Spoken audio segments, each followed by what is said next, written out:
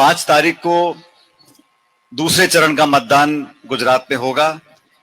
अभी आपने वाघेला साहब का भाषण सुना। मुझे गुजराती कुछ कुछ समझ में आती है, तो कुछ कुछ तो वो बोले मैं समझ में आया, कुछ खट्टी मीठी बात भी बोले वो। मैं जगदीश भाई को पूछा, मैंने कहा क्या बोला? कहता रहने दो बताऊंगा नहीं। मेरे को पता है नहीं मोटा मोटा क्या बोले, लेकिन आप सब मुस्कुरा रहे थे तो ठीक ठाक बोले होंगे वाघेला साहब। वो पुराने पॉलिटिकल आदमी हैं, गांधीनगर, गुजरात, दिल्ली तक लंबी राजनीति उन्होंने करी है। लेकिन आज मैं भगत सिंह जी के लिए, कांग्रेस पार्टी के लिए आपसे वोट मांगने के लिए उपस्थित हुआ हूं। साथियों, ये चुनाव कोई साधारण चुनाव नहीं है।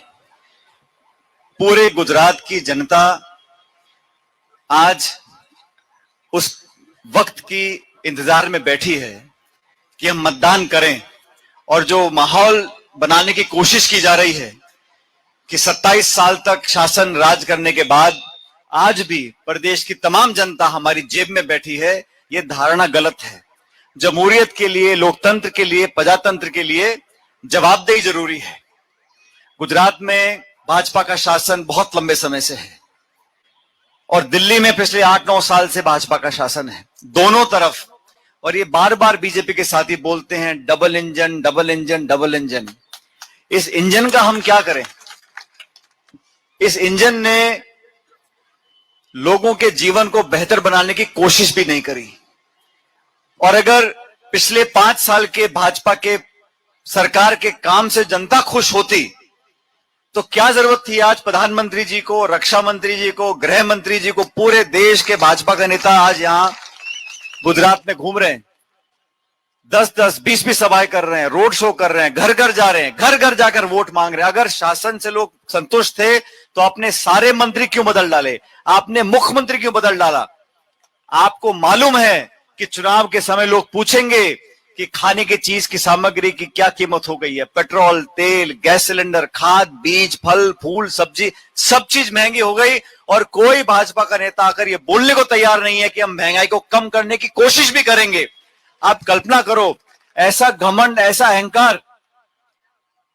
100 रुपए का पेट्रोल डीजल हो गया, डॉलर की कीमत 85 रुपए हो गई, गैस का सिलेंडर 1150 रुपए का हो गया, खाद, यूरिया, डीएपी सब आसमान छू रही। ऐतिहासिक महंगाई देश में है, बेरोजगारी देश में है। लेकिन किसी भाजपा के नेता ने आज तक मंच से आपने भाषण देते हुए सुना है कि हम देश में, प्रदेश में बेरोजगारी खत्म करेंगे, हम कुपोषण खत्म करेंगे, हम भुखमरी खत्म करेंगे, हम महंगाई को कम करेंगे? उनको कोई मतलब नहीं है। उनको मतलब है हिंदू और मुसलमान, हिंदुस्तान, पाकिस्तान, मुझको ऐसा कह दिया, मुझको वैसा कह दिया। चुनाव से पहले, अरे प्रधानमंत्री एक पद है, उस पद की गरिमा का सब सम्मान करते हैं, लेकिन चुनाव से पहले आप एक एक शब्द को उठा लो, बोलो मुझे ऐसा कह दिया, मुझको ऐसा कह दिया। अरे भाई, आपको कोई कुछ नहीं कह रहा। आप तो बताओ कि हमारी नौकरियां कब लगेंगी?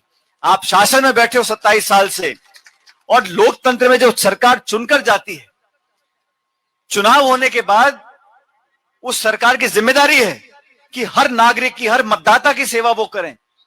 ये पक्षपात करना, जातियों का, बिरादरी का, धर्म का, गोत्र का, भाषा का, पोलिंग बूथ की लिस्ट देखते हैं, कहां किसको कितना वोट मिला, उसके आधार पर विकास के काम होंगे। हम सबको जागरूक होना होगा साथियों। और आप जानते हो, रसोई में तवे पे रोटी बनती है ना, अगर बहुत समय तक रोटी को पलटोगे नहीं तो रोटी जल जाती है।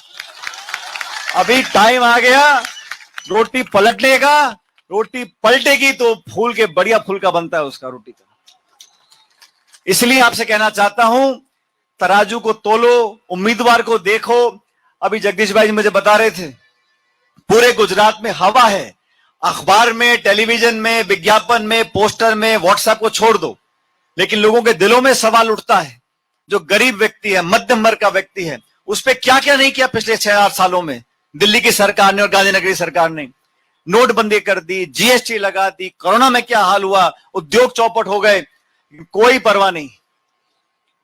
जो सरकार लोगों के दुख दर्द को समझना नहीं चाहती, जो सरकार शासन के डंडे से राज करना चाहती है, जो सरकार लोगों के दिलों को जीतने की कोशिश नहीं करती, जो सरकार सिर्फ अहम और घमंड से शासन करती है, उस सरकार को राज करने का अधिकार नहीं है।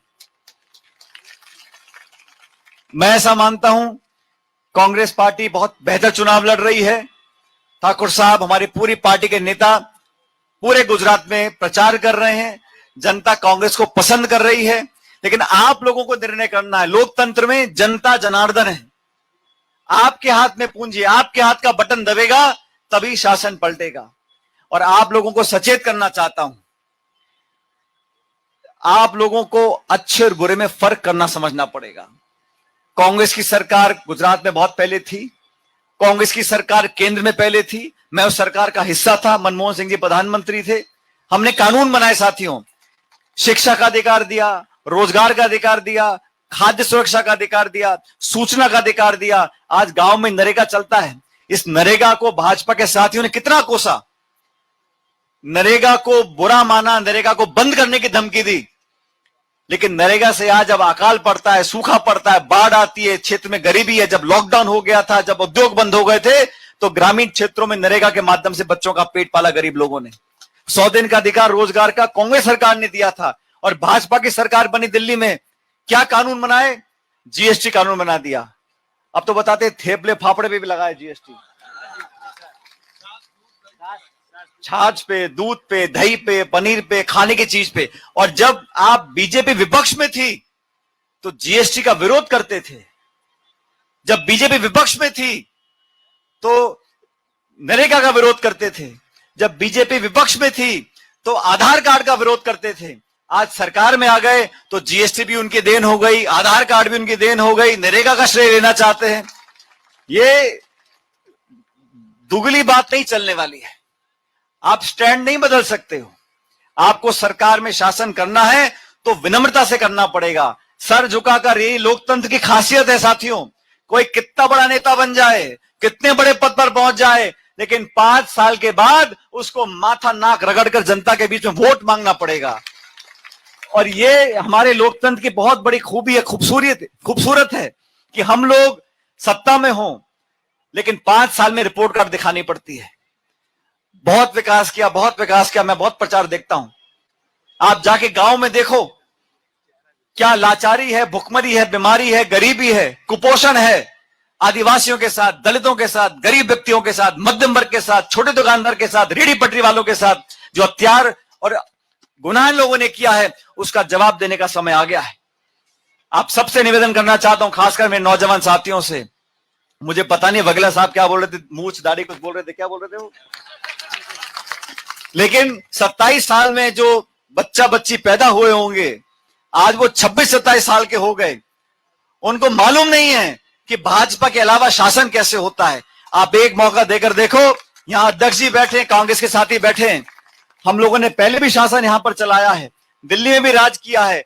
और कांग्रेस पार्टी 137 साल पुरानी पार्टी है।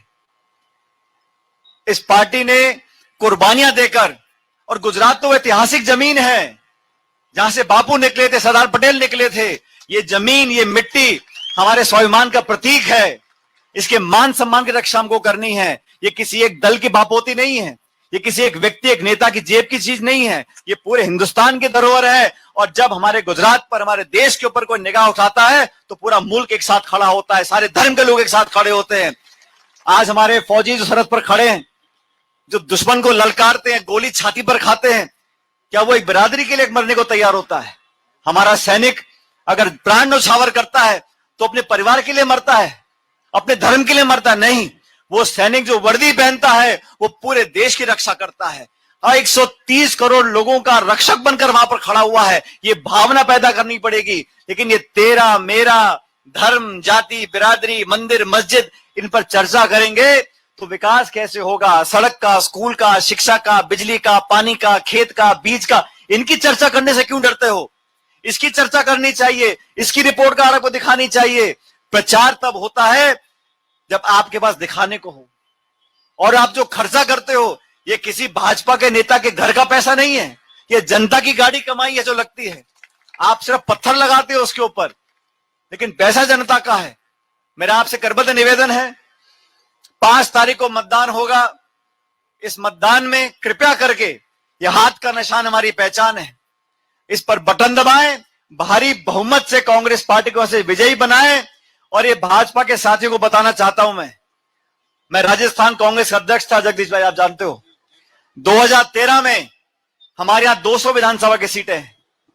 2013 का चुनाव हुआ तो भाजपा को आई 165 सीट, 200 में से 165। हमारे पास 21 सीट थी, सिर्फ 21 सीट। 5 साल हम लोगों ने, मैं आपको इसलिए बता रहा हूं अध्यक्ष जी, ये भाजपा के लोग समझते हैं हम बहुत मोटा बहुत तगड़े हो गए, लेकिन अब असली पहलवान मिलता है तो पटखनी देने में कांग्रेस पीछे नहीं पड़ती है। हमने 5 साल मेहनत करी, वसुंधरा जी मुख्यमंत्री थी, 165 विधायक उनके पास थे, लेकिन हमने एक दिन भी चैन से सोने नहीं दिया उन लोगों को। हमने जवाब मांगा उन्होंने, किसानों के लिए, नौजवानों के लिए, और 5 साल तक मेहनत कर कर हम लोगों ने शासन कांग्रेस पार्टी का बनाया है। यहां पर भी अध्यक्ष जी के संरक्षण में हम सब लोग इकट्ठा होकर मेहनत करेंगे तो राज करने का मौका हमको मिलेगा, जनता का आशीर्वाद मिलेगा। 8 तारीख को मतगणना होगी। ये झाला साहब, चौहान साहब नौजवान है, इनकी तो आवाज बहुत जोर से है, मैं तो माइक उल्टा करना पड़ा मेरे को। मैंने अध्यक्ष जी को बोला, मैंने कहा भोपू को उधर करो, ये बहुत तेज बोलते हैं। ये नौजवान व्यक्ति आपकी सेवा के लिए हमेशा हाजिर रहेंगे। और ये जगदीश भाई के भी यहाँ पर बहुत पुराने संपर्क हैं, आपने बहुत प्यार इनको दिया है। इन दोनों के लिए आप लोगों को बटन दबाना है और 5 तारीख को कांग्रेस पार्टी के लिए मतदान करना है। मेरा निवेदन स्वीकार करो, मैं जयपुर से विशेष रूप से आपसे वोट मांगने के लिए आया हूं। अगर आपको मेरा निवेदन स्वीकार है तो दोनों हाथ खड़े कर मुझे आश्वासन दे दो, पीछे वाले, और मेरे साथ जोरदार नारा देना है, कांग्रेस पार्टी। अरे बाबा आवाज नहीं आई, कांग्रेस पार्टी। आखिरी नारा, आवाज आसमान तक जानी चाहिए, ठीक है? बरोबर है? कांग्रेस पार्टी। बहुत बहुत धन्यवाद। राम राम साहब।